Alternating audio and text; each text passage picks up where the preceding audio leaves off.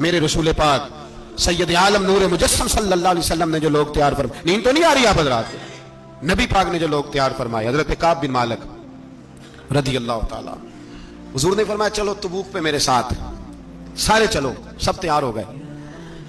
حضرت کعب بن مالک فرماتے ہیں مجھے گھوڑا بڑا دوڑانا آتا تھا، نیزہ بڑا چلانا آتا تھا، تلوار کا میں بڑا دھنی تھا، میں مالدار بھی تھا، میرے پاس بڑی وسائل تھے۔ حضور چلے گئے تو میں نے، یہ بخاری ہے، فرماتے ہیں میں نے سوچا کہ میں چلا جاؤں گا، کل میں گھوڑا دوڑاؤں گا، میں نے پیچھے پہنچ جانا، پرسوں چلا جاؤں گا، ترسوں بس سستی ہو گئی، نہ جا سکا۔ فرماتے ہیں وقت بیت گیا، حضور چلے گئے، آج جاتا ہوں کل چاہتا ہوں، اسی میں حالات سارے گزر گئے، حتیٰ کہ اللہ کے رسول واپس آ گئے۔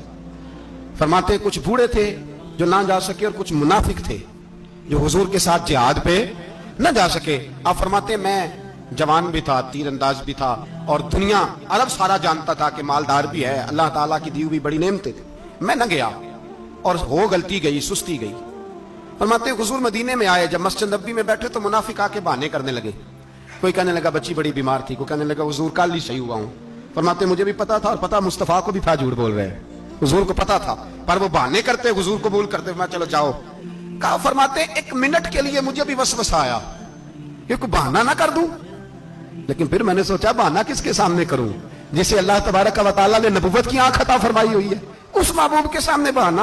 اس خیال آیا مسلمان نیک و بد پہچان جاتے ہیں، محمد آدمی کے دل کی باتیں جان جاتے ہیں، کدھر بہانہ کروں، حضور کو تو سارا پتا ہے۔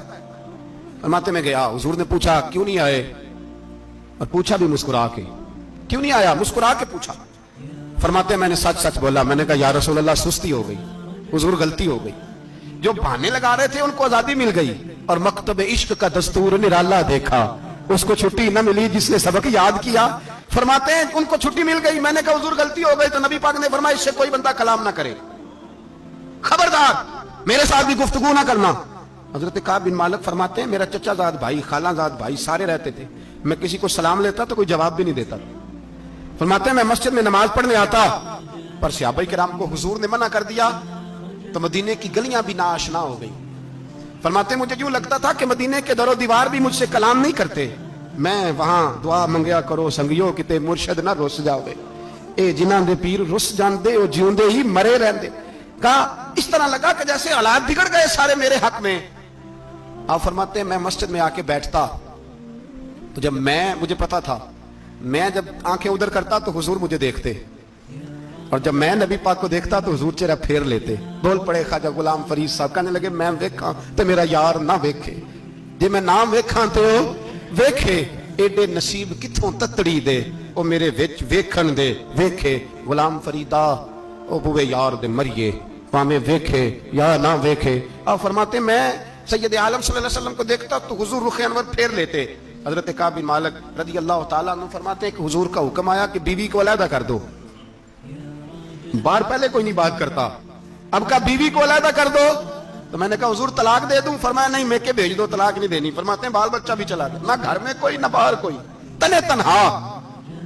آپ فرماتے ہیں زمانہ جانتا تھا، عرب کے صوبوں میں بات پھیل گئی کہ کعب بن مالک جیسا سردار، مالدار، گھوڑ سوار، تیر انداز، نیزہ باز، اتنا بڑا سیانہ سنجیدہ آدمی جدا کر دیا نبی پاک نے۔ فرماتے ہیں غسان کے عیسائی بادشاہ نے مجھے خط لکھا۔ حضرت کعب فرماتے ہیں بڑی آزمائش تھی، پر یہ مصیبت سب سے بڑی تھی۔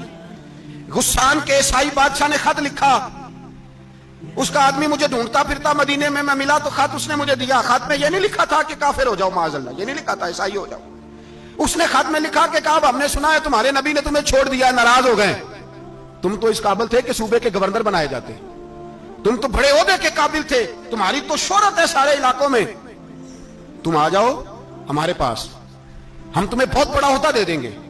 حضرت کعب بن مالک فرماتے ہیں اب میری چیخیں نکلی، اب میں تڑپ کے رویا، میں نے وہ اس کا خط پکڑا اور جلتے ہوئے تندور میں ڈالا، اور مسجد نبی میں سر سجدے میں رکھ کے میں نے کہا اے اللہ میرا ایمان اتنا ہی مشکوک ہو گیا ہے کہ کافر کہتے ہیں میں ان کے ساتھ مل جاؤں گا، اے اللہ میرا ایمان اتنا مشکوک کافر سمجھنے لگے ہیں کہ میں مسلمانوں کو چھوڑ کے ان سے اتحاد کروں گا۔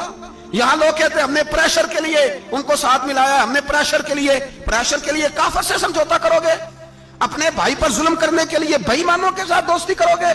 حضرت کعب بن مالک فرماتے ہیں میں نے تندور میں ڈالا، میں تڑپ کے رویا، میں نے کہا اے اللہ मेरा इतना इम्तिहान ना ले कि काफर सोचने लगे कि मैं उससे समझौता करूंगा। ऐ अल्लाह मेहरबानी फरमा, इतना इम्तिहान ना ले। रोते रोते घर गया, शहरी तक रोता रहा। एक आदमी दौड़ा आया, कहने लगा काब जल्दी चल, हजरत जिब्रील आ गए हैं, अल्लाह ने तेरी तौबा कबूल फरमा ली है, रसूल पाक ने तुझे याद फरमाया है, चल आ जा। हजरत काब बिन मालिक फरमाते मैं कदमों में गिरा और मैंने कहा महबूबा मेरा सारा ही माल ले ले, हुजूर मेरी सारी सलाहियतें ले ले, रख ले सारा कुछ, मुझे वो माल नहीं चाहिए जो आपके दरवाजे से दूर कर दे। हुजूर वो दौलतें मेरे किस काम की जो आपके दरवाजे से दूर कर दे। बे नूर बे चराग जो महफिल हो फूंक दो, आजम बला से अपनी वो हस्ती ही क्यों ना हो, जो चीज उसकी राह में हायल हो फूंक दो। हजरत काब बिन मालिक रदी अल्लाह तआला ने एक मिनट के लिए भी काफिर से समझौता करना पसंद ना किया। जब तो अल्लाह ने तौबा हजरत जिब्रील के जरिए नाज़िल फरमाई। मेरे भाई यहाँ मिनट मिनट पे समझौता है, मिनट मिनट पे बड़ा रौला डालते हम, बड़ा शोर है चाइना की दोस्ती, चाइना की दोस्ती। चाइना जैसे कहे बर्मा की हुकूमत वैसे करती है, इस कदर असर और रसूख है उनका। आपने क्यों नहीं उनसे कहा कि उनको मना करें? मैं चाइना की बात नहीं छेड़ना चाहता, वरना मैं उस पर भी कुछ बातें अर्ज करूं कि वो जो आपके साथ उनकी दोस्ती है उसका पस मंजर क्या है। ये तो चाइना में बसने वालों से पूछो ना, जहां मस्जिद बनाना बड़ा मुश्किल है, जहां नमाज पढ़ना रोजा रखना बड़ा मुश्किल है। काहे की दोस्ती, किस तरह की दोस्ती? कुरान मजीद ने बयान कर दिया काफिर तुमसे राजी नहीं हो सकता हत्ता तत्तबिया मिल्लतहुम, जब तक तुम उनके दीन की पैरवी ना करो। उतनी देर काफिर राजी हो सकता तो मुसलमान कैसे राजी हो जाता है?